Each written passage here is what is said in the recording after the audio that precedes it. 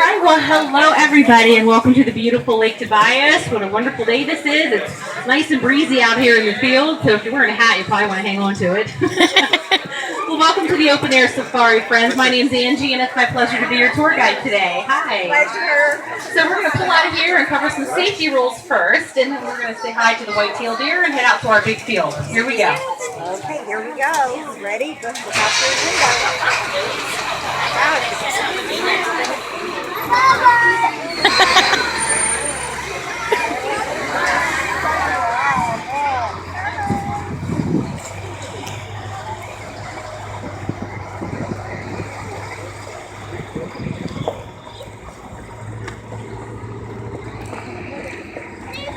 Cool. Awesome.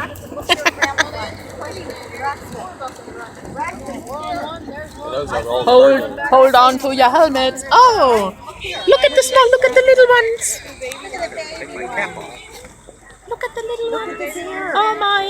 Look at the mamas over here on this side. Oh my. Stand up. Stand up right here. All right, well, actually, I want to tell you about these birds. They're at a fairly safe distance. I do ask that you don't throw any snacks off, that way they don't beeline under the bus. But these are rheas. Rheas are the fourth largest bird in the world, and they do not fly, but they have wings. And their wings help them to make very sharp, sudden turns to get away from their predators. So the rhea is either going to be gray or white. And very interestingly, the male builds the nest, a real nice deep nest. Several female will come along and drop off their eggs. That's pretty much all they do, because then they split. The male will sit on those eggs 35 to 40 days until these eggs hatch. And then the male will take care of the young. So these are the males that are taking care of their chicks. How cool is that, ladies? Yeah. I want to be a rhea too. So this egg is equivalent in size to 12 chicken eggs. That's how big these eggs are. Wow. And they're a very nutritious and highly valued food in South America, where the bird is from. Here they hatch and drive the tour drivers crazy. So we do have a lot of rhea chicks out here in the field, and they do catch on to the snacks, and then they want to run under the bus. So that's why I do like to keep my distance, because I always feel that being safe is best, right? True.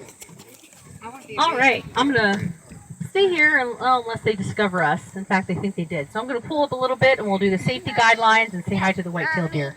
Oh, no, you can't. You have to stay here now. Look, yeah, here, she's moving now.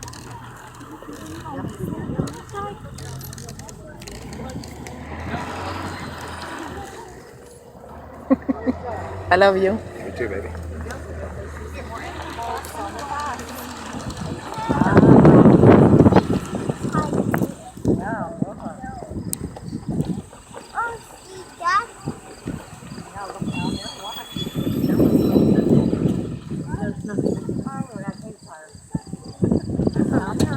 Okay, so when I start the bus engine, that's your cue to find your seat, because that means that we're going to start moving.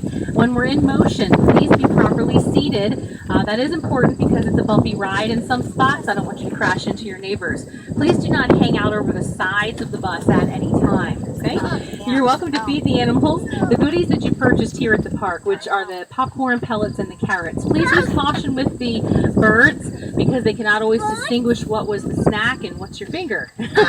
Okay, so with the birds, it's best to feed them with an open palm and just let them peck it out of your hand. The other animals out here do have very large antlers and horns in many cases, and they will get close to the bus and swing their head around like they're having a party. So it is important to keep an eye on where their heads are going so that you don't get poked. We're going to go through some gates and wooded areas. And when we go through the trees and around big turns, it is important that you're properly seated and that you have your head and your arms inside the ride. Please do not throw any trash into our field. The animals will try to eat that. Not very nutritious, right? Plastic and paper. But if you were to lose your hat, your glasses, your cell phone, it's okay, it happens. I will hop off and retrieve your property for you, but please know it's not always safe for a tour guide to be off of the bus with certain animals. You drop that cell phone near the buffalo, we'll get it later. Because they will chase me around just to hear me squeal, and I will squeal. Oh yeah? Buffalo Bill? All right. So don't worry, though. We will get your property back. It'll either be myself, another tour guide, or the farm crew would come through here and get it and take it to the concession stand, okay? Are there any questions? go. Get that. If not, we're going to pull up here. This big enclosure right here is 12 acres, and this is home to our white-tailed deer. So let's go in here. They are less active during this time of day. They prefer early morning and dusk, but we're going to go in here and see if we can see some heads sticking out. Sit here. Turn around and sit down. All right, Grammy and Papa, they want you no more. Hurry up, sit down, please. You don't come in the way. Hold on to that. Look down. Right there. There is one. Oh, see him? See him down here? Look. See him? Yep. See him? No? Okay, well, wait. Maybe we should have switched the sheet. You're okay. See. Here's deer. Come out. Where is he? That was sitting So on. during this time of day, it's always like spotting where's Waldo with these white-tailed deer because there's about 35 or 40 of them on this 12-acre enclosure, but this time of day, they like to hide in the grass. So usually the hunters are the first to spot where they're at. They are native to right here in Pennsylvania. Hunting is very popular here in PA. The white-tailed deer simply has that name because the underside of their tail is white, and when they feel frightened, will flip their tail over their back and poof it out, and that's the way they communicate with the others that there's some kind of danger. The female is a doe, and she will typically give birth to 1 or 2 fawn each year, but she could have up to 4 fawns every year, so the population does grow quickly. The male is a buck. It is the buck that grows the antlers. Okay, antlers do grow and fall off in a cycle. So we were going to learn more about antlers and horns, their differences, because there's a lot of differences actually, but we'll cover the big primary differences during our tour. Well, welcome everybody to Lake Tobias. We are a 200-acre park. We're home to more than 700 mammals, reptiles, and birds that you'll get to enjoy while visiting with us today. Thank you so much for spending this beautiful day with us here at Lake Tobias. We're going to head out into the big field right now. This is a 150-acre safari field. Our animals out here do roam freely. They go wherever they want to, so they are in a different spot each tour. So let's go out here and find them. Here we go. Uh-oh, here we go. She said go out and find the animals. Sit down. Hurry up so we can find them. She wants you to find them. You have to tell her when you find them. Yep, I see him too.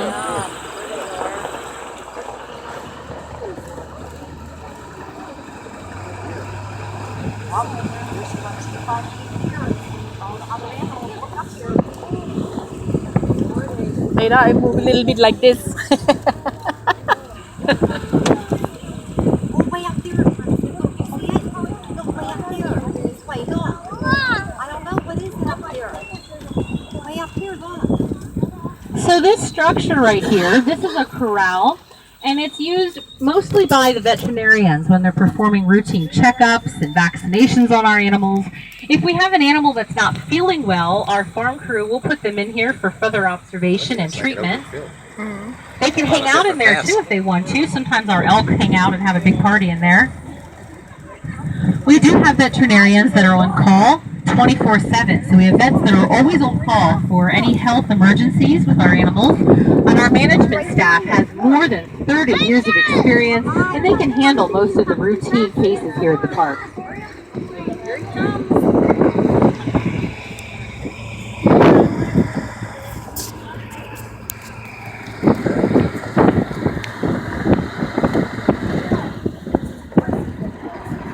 There are ostrich? Yeah, ostrich. Or emus. They run fast. They really run fast. It looks like the movie.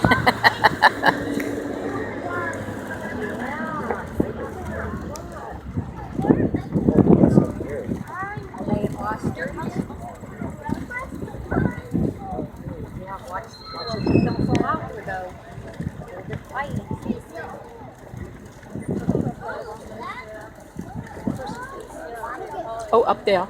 Coming. With the horns. Ooh, long horns. There are more on the other side. Girls' night out. Yep. Long horns on the other side. Braxton, look over here. There's a side here. I don't know over here. Look at these ones. Look out this way. Look right here. Look. Look what? What? Oh, you want to see that one? Okay, go ahead. All right, so this is a closer look at a rhea. Oh, there There's you one go. back there and one up here. That little black animal lying there is a yak. That's a baby yak. Oh, it's a baby. Yeah. Yak are native to the Himalayan mountains of Tibet. Wow, they have The long cattle that are horns. over here, we do ask that when they get close, please watch those horns. They do swing their heads around rapidly. But these are Watusi cattle. Watusi are native to Africa, and it was the Watusi tribe that first learned how to capture and tame them. They are among the oldest domesticated cattle in the world, known for those record-sized horns. And again, please watch those horns when they get close. They do swing their heads around a lot. Oh, this is close.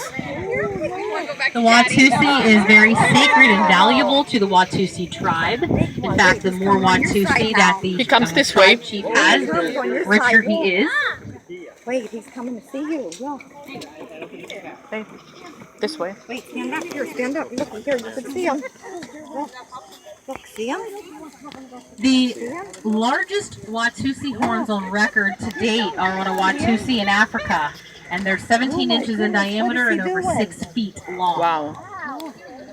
Which brings me back to the differences between antlers and horns. Antlers, like on the deer, Wait, here he are comes. primarily only on the male, and they grow and they fall off in a continuous cycle. Yep. Horns, though, like on our cattle, are on the males and the females, and they continue to grow throughout the lifetime of the animal. So that's why, especially with these Watusi, they demonstrate various sizes of horns because they are. You're not allowed. The older they are, the bigger, the longer, thicker their horns are because they continue to grow for their life. Okay, let's look at down here. Let's see what kind of animals are down here now. Oh, there's new animals. So I'm going to move up just a tad bit because we have a Watusi up here, but to the right of the Watusi, we have one of our brand new types of cattle, and it's a Brahmin deer. So I want you to get a better look at that. Sit down. Okay, yep. Sit down.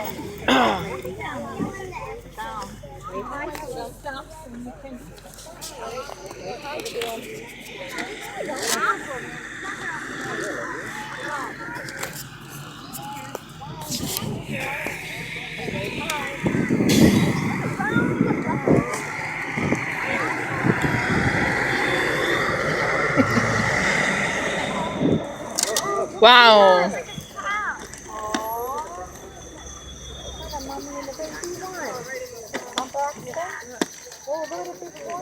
So the one in the front is another one of the Watusi native to Africa, but the one in the back, that's a brand new type of cattle here at Lake Tobias this season. It's a Brahmin deer. They are native to India, a crossbreed of 4 different types of zebu. They're recognized by that narrow head, that dome-shaped head and those long ears. That hump they have on their back is their spinal cord. That's actually a really complex spinal cord system covered in muscle. That's what that hump is.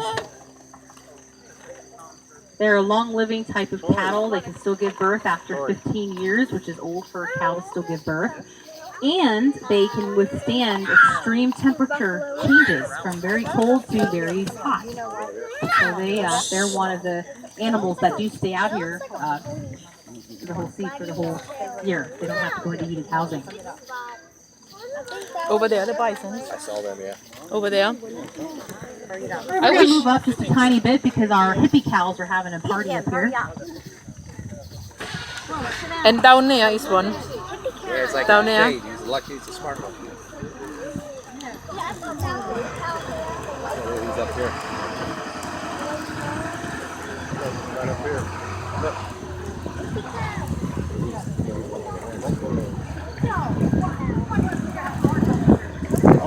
Oh.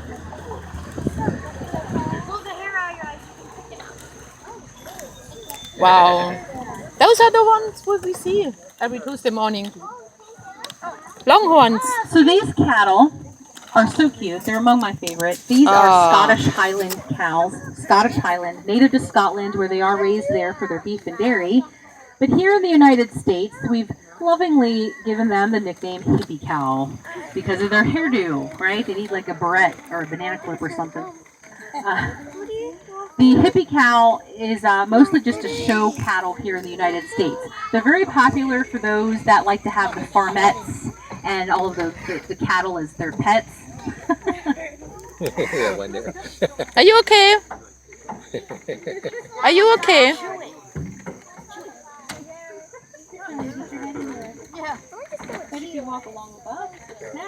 You have to cough like we do.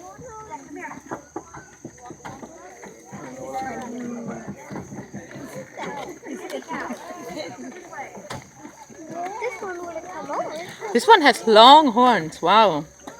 Huh? The one in the back? Yeah, it's spirally. This one. Yeah, that probably the long horns. I want to meet those horns. No, like in Germany, the Weinheim Longhorns, the football team. Yeah.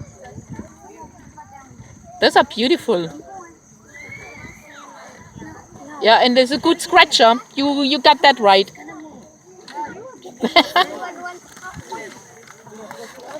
Ah no, I know what they're gonna do when they do this. They chew again what they swallowed. Oh. Hello. Hello. Yeah, just be careful. What do you say to the lady? Does it want no popcorn?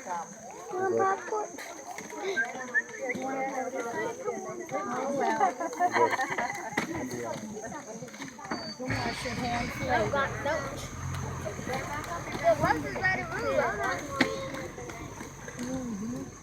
Careful.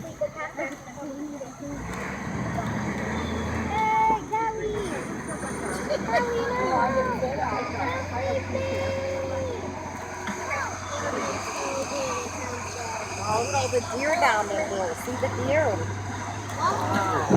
Already up there.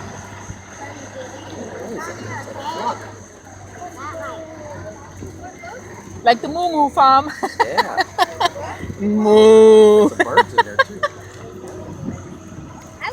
I wish I would know the noises, what they make. Okay, like, did Jack away?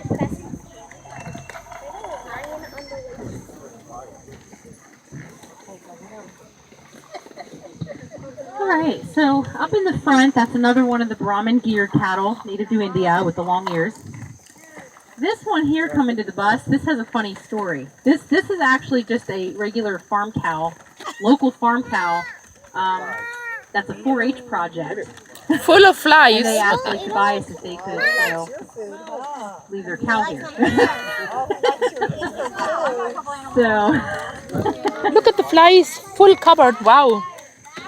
the cattle with the big horns that are facing away from us, those are Texas Longhorn cattle. The one on the right is caramely brown and white, and then the one on the left, which is dark brown and white, and then the one on the other side is another female, it's young, because her horns are not as long.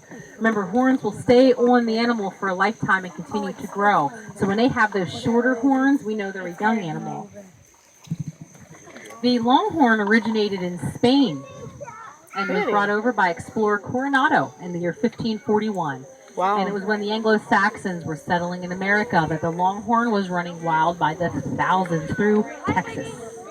So, hence the name Texas Longhorn. Now the Longhorn, they do gain weight slowly, but they also lose weight very slowly. So they are able to sustain themselves very well. They could exist entirely on grassland. If they had to just eat grass, they could live like that. But they eat a lot more than that here, trust me. This one is beautiful.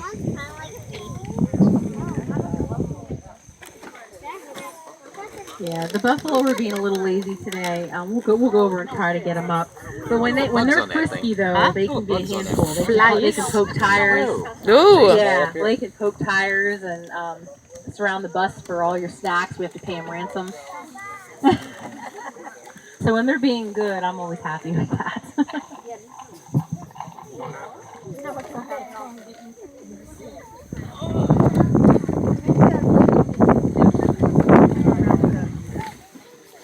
That's why they have their tail to get off the flies off the back. You see what they do is shaking because of the flies. They're full of flies.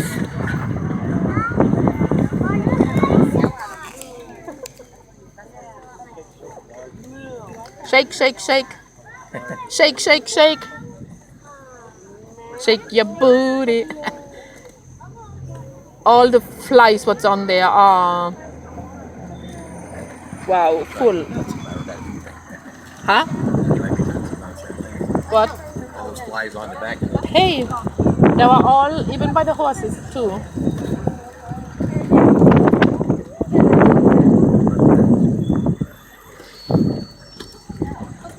And that one there, being lazy.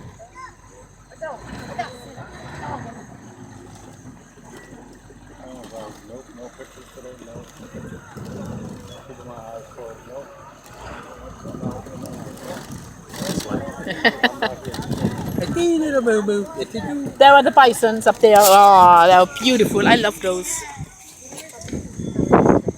Buffaloes, So bison. they're kind of tough to see from here, but back there by the fence Again. line, those large animals with the pointy horns, those are eland. They are among the world's largest antelope. They used to be in the enclosure behind us. Last season, farm crew decided to put them out here. They're naturally very shy. I only get lucky maybe once or twice a day when they actually will come any closer to the tour bus for me. But they are eland, among the world's largest antelope, native to Africa. They have pointy horns, a deep spiral twist at the base of their horns, white striping in their coats, and their knees make a popping sound like they're wearing flip-flops. So, well, their knees are allowed to do that. It's not like ours, right? So they're very beautiful animals, but they are very shy. So this is only their second season out here in the safari field. So they have their good and bad days. They sometimes just want to be alone. Sometimes they want to get close. All right, I'm going to move up just a little bit. We're going to see if we can capture the attention of any of these bison that are laying around up here.